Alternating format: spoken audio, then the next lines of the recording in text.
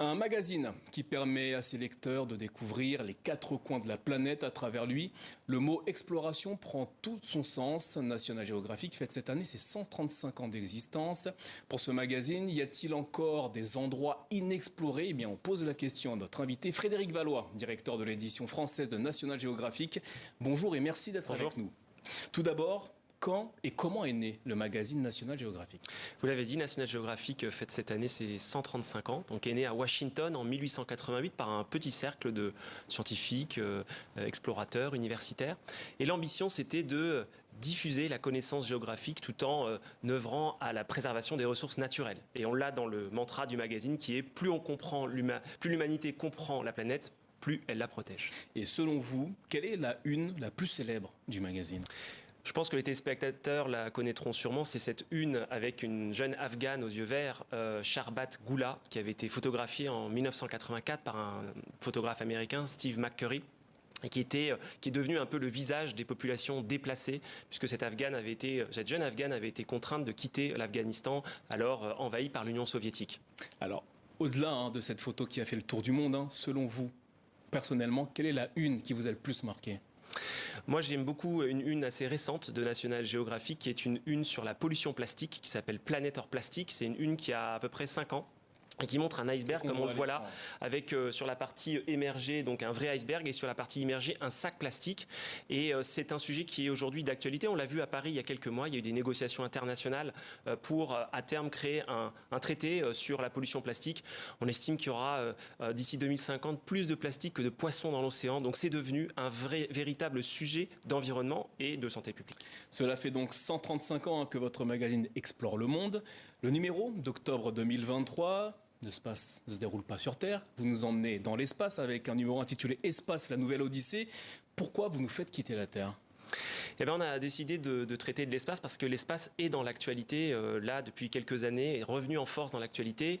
On traite notamment dans ce magazine, dans ce numéro, du télescope James Webb, qui est une véritable révolution. Alors, précisez-nous justement, qu'est-ce que c'est que ce télescope? Le télescope, qui, selon vous, révolutionne l'astronomie. Absolument. Le télescope James Webb a été mis au point par la NASA, en collaboration avec les agences spatiales européennes et canadiennes.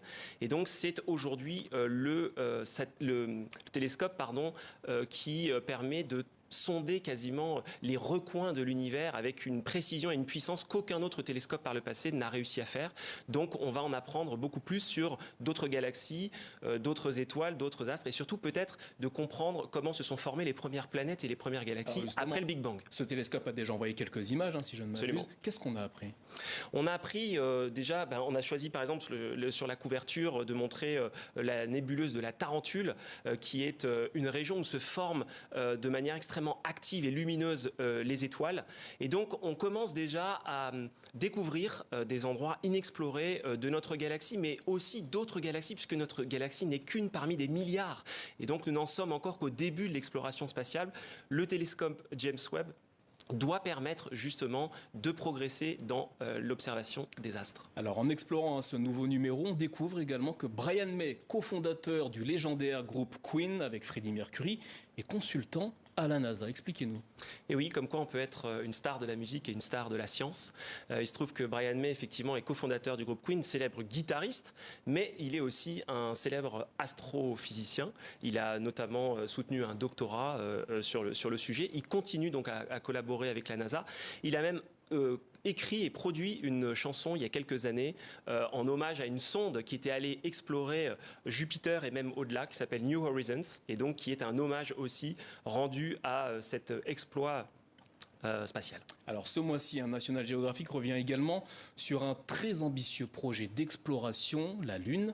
Cela grâce notamment au programme Artemis. Expliquez-nous ce qu'est ce programme. Le programme Artemis, là aussi, est l'œuvre conjointe de plusieurs agences spatiales, dont, là je l'ai dit, la NASA, l'Europe, le Canada, le Japon. Et donc c'est un programme ambitieux qui va permettre à l'homme de revenir sur la Lune 50 ans après les missions Apollo, de la fin des années 60-70. Le premier volet Artemis a déjà eu lieu. Le second volet Artemis va avoir lieu sûrement d'ici l'année prochaine, en fin d'année prochaine.